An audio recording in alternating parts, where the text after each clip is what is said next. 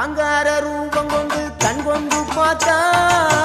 ஆனமன வாழுகின்ற மாசாணியாத்தா ஆங்கார ரூபம் கொண்டு கண் கொண்டு பார்த்தா ஆனமன வாழுகின்ற மாசாணியாத்தா பொன்மாறி பொழிபவளே பொள்ளாச்சி மாரியம்மா பூனாச்சி மலையினிலே வால்பார மாரியம்மா அகிலமெல்லாம் வாழ்பவளே ஆங்கார நீலி